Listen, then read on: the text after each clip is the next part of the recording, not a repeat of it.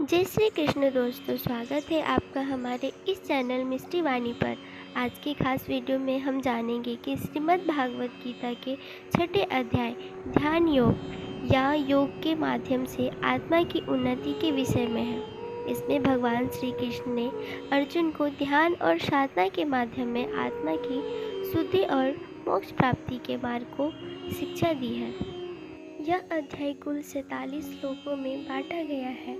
मुख्य विषय में ध्यान योग, आत्मा नियंत्रण और मन की एकाग्रता आती है। भगवान श्री कृष्ण ने ध्यान के द्वारा आत्मा के अंतर्निहित सत्य की प्राप्ति के बारे में बताया है।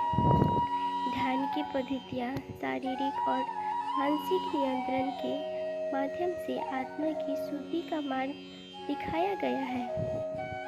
श्रीमद् भागवत गीता अध्याय 6 भगवान श्री कृष्ण ने अर्जुन से ध्यान और योग के महत्व के बारे में कई महत्वपूर्ण बातें कही है। ये कुछ प्रमुख बातें हैं जो श्री कृष्ण ने इस अध्याय में कही है। योगी वही है जो निष्काम होकर अपने कर्तव्य को करता है। श्री कृष्ण ने कहा कि जो व्यक्ति अपने कर्तव्य को बिना किसी फल की इच्छा के करता है वही सच्चा योगी है। योग का उद्देश्य आत्मा का शुद्धिकरण और भगवान के साथ एकात्म प्राप्त करना है, न कि किसी बाहरी फल के लिए कार्य करना। ध्यान की विधि। ध्यान के लिए एकांत स्थान, आरामदायक आसन है और शुद्ध मन को ही आवश्यकता होती है।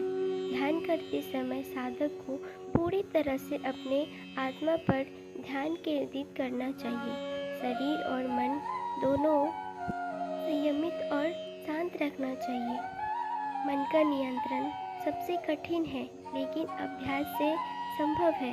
श्री कृष्ण ने कहा कि मन को नियंत्रित करना बहुत कठिन कार्य है, क्योंकि यह हमेशा इधर उधर भटकता है, परंतु निरंतर अध्याय और संयम से इसे वश में किया जा सकता है।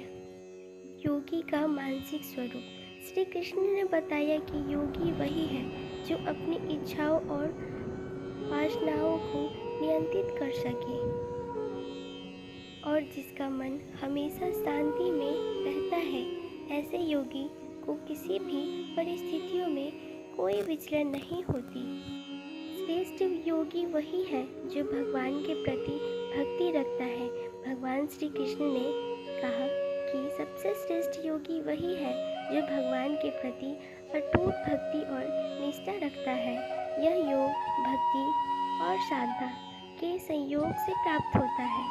ध्यान से आत्म साक्षात्कार और मोक्ष की प्राप्ति।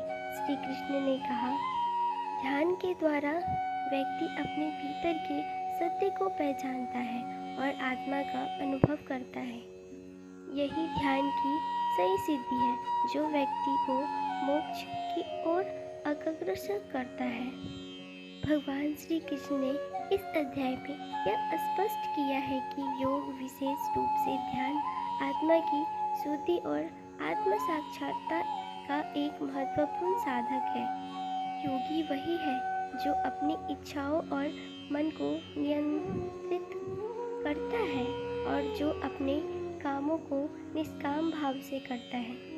सबसे श्रेष्ठ योगी वही है जो भगवान के प्रति भक्ति रखता है और अपने ध्यान से आत्मा का अनुभव करता है।